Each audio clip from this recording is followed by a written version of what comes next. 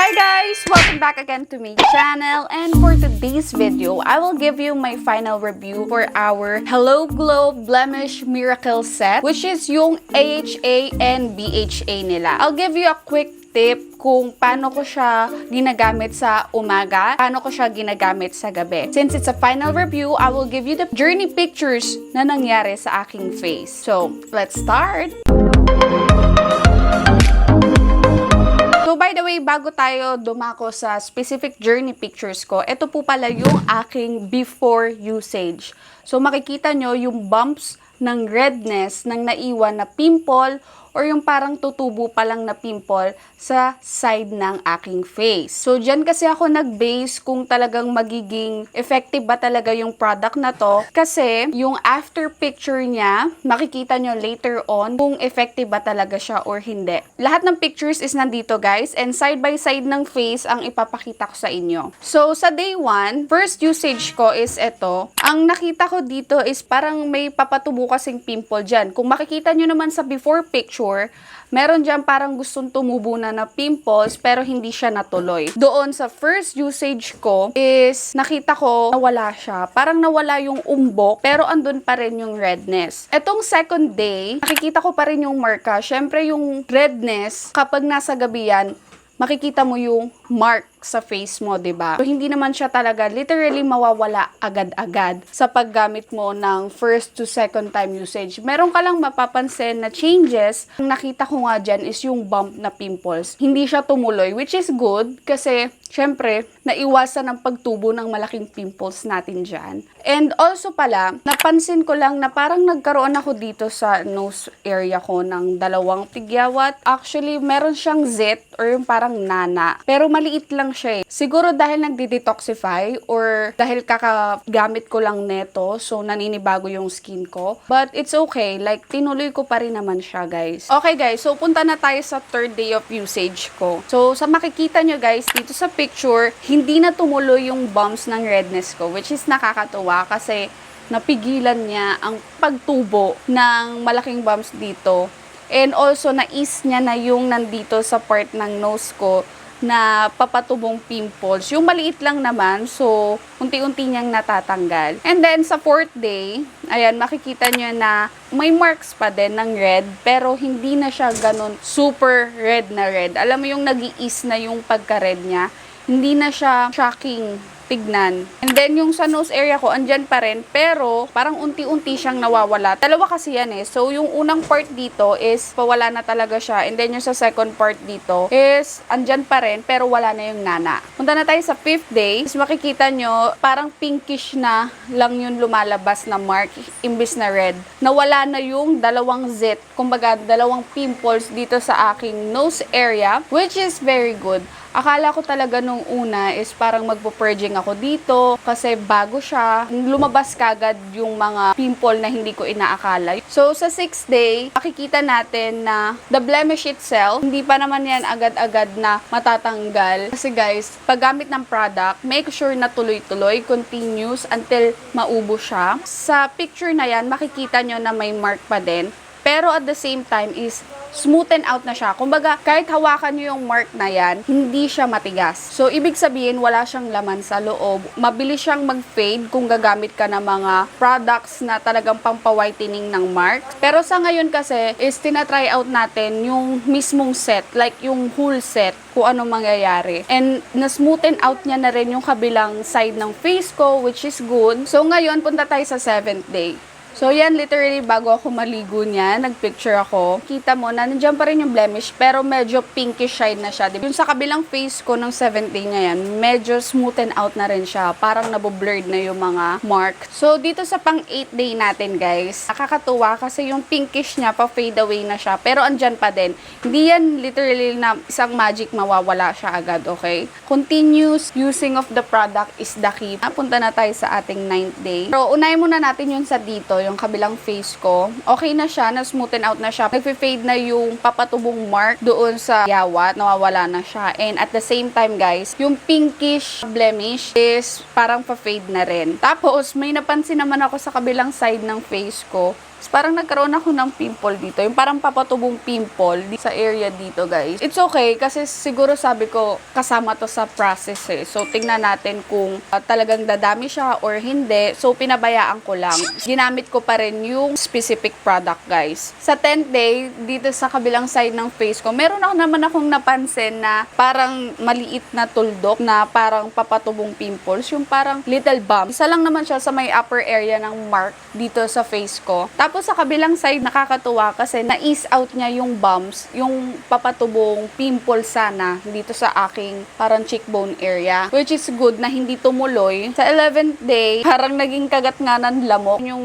nasa upper part area ng blemish ko. Doon naman sa kabilang side ng face ko, nag-smoothen out na siya. Pero nagkaroon ng konting mark, which sana mawala. Itong mga pictures na to is, ayan yung recently na talagang nakitaan ko ng changes doon sa paggamit ng product. So, dito sa 12th day, this is the last journey na mapapakita ko sa inyo, which is nawala niya yung dito sa may cheekbones area ko sa kabila, nawala niya yung papatubong pimples na bulky, and at the same time, yung mark niya nafe-fade away na. So, dito sa may kabilang area, yung redness, ang laki ng improvement sa pinakita ko sa inyo sa first picture before I use this product. Talagang na smoothen niya yung pagka-bulky, yung papatubong pimple, and at the same time, yung blemish niya. So, meron ako ditong picture na before and after. Ayan siya.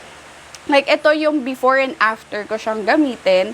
And makikita nyo naman is, malaki yung naging improvement pagdating sa redness, sa bumps. Parang ano na siya eh, smoothen out na siya. Ang kailangan lang is continuous using para mawala yung mark or yung scar na natira doon sa ating face. Dito sa product nila, meron nga sila ditong 4 na product. By the way, dito ililink ko na lang sa description box below kung saan yung first impression ko sa paggamit ng product na to. Meron silang Miracle Clear Skin Cleanser. Ito guys, nung ginamit ko to, parang cloud siya sa mukha kasi ginagamitan ko siya ng dupe na Foreo. So, since it's foam cleanser, nilalagay ko siya doon and then dinadirect ko doon sa Foreo para ma-scrub yung face ko. Hindi siya harsh sa mukha. And ang maganda pa dito, guys, is madali siyang i-rinse out kahit na sobrang cloudy niya sa mukha kasi nga ginagamitan ko ng Foreo. Pero I think kung magla-lather part ka lang, hindi siya ganun kabula. Ang nagustuhan ko sa kanya is madali siyang ma-rinse out. And it has a 60 ml, which is good amount para sa paggamit ng set.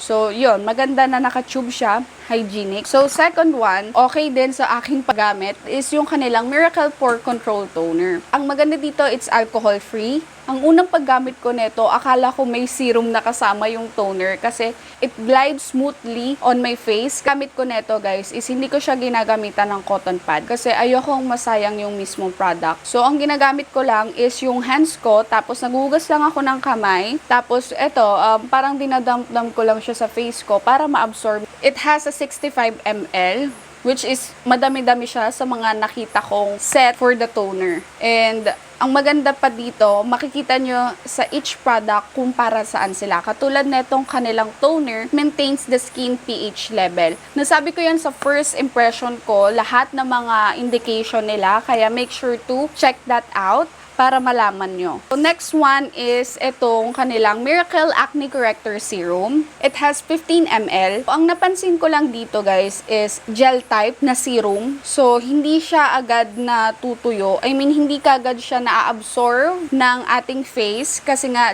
gel texture siya. So, ang maganda dito, kapag mag-apply ka ng serum na to is tumapat ka sa electric pan, at least mabilis ma-dry out sa face mo bago tayo pumunta sa next step. Kasi, mas maganda kung yung layering mo pe-penetrate ng ating skin sa face. Now, punta tayo sa ating fourth part. Ito yung kanilang Miracle Acne Calming Cream. So, ito, 15 ml din siya, guys. And ginagamit ko siya after masut or mapenetrate na ng skin ko sa face yung kanilang serum. Kasi nga, sabi ko sa inyo, medyo matagal siya ma-absorb ng ating face. Ginagawa ko, I'll make sure na na-absorb na siya bago ako maglalagay ng calming cream. Kasi, guys, it's a cream. So, technically, medyo mabigat siya ng konti kapag nilalagay mo siya sa mukha mo. Kaya, make sure na na-absorb na ng mukha mo habang nilalagay mo to. actually, ginagawa ko dito is nakatapat pa rin ako sa electric pan. Ginawa ko siyang spot cream. Talagang effective siya na ease out siya kinabukasan lang. Makikita mo kagad yung result. So, mas okay siya dun sa may mga nana at yung papatubong pimples. Perfect tong cream na to. Yun lahat ng laman ng product na to. And ito pala yung kanilang price. Yan. And ito yung kanilang Instagram page. And then yung kanilang Facebook page. You can message them para kung meron kayong any question. All of the details naman guys is nasa box. So hindi kayo malilito paano siya gamitin. And yung kanilang mga details, I'll put it on the description box below kung saan kayo pwedeng makabili. Dahil alam ko, it's already available in supermarkets, Robinson. Marami na guys. Marami na silang store na merong mga set na ganito. So, by the way guys, sabihin ko sa inyo kung paano ko siya ginagamit sa umaga and sa gabi. Okay guys, so ito yung aking morning routine. So, first thing, gagamit ako ng kanilang foam cleanser, which is yung kanilang Miracle Skin Cleaner. So, ito muna sa umaga. And then, gumagamit ako ng kanilang Miracle Pore Control Toner after cleansing. So, kailangan medyo damp yung ating face, kaya tayo nagto-toner para ma-absorb yung pinaka-toner sa ating face. And also, gumagamit ako ng Miracle Acne Corrector Serum. Ito siya guys. Parang, ang ginagawa ko sa umaga is konti lang, tapos sa mga gusto kong tanggalin na marks sa aking face. Katulad ng mga pimples, yung mga blemishes, yon.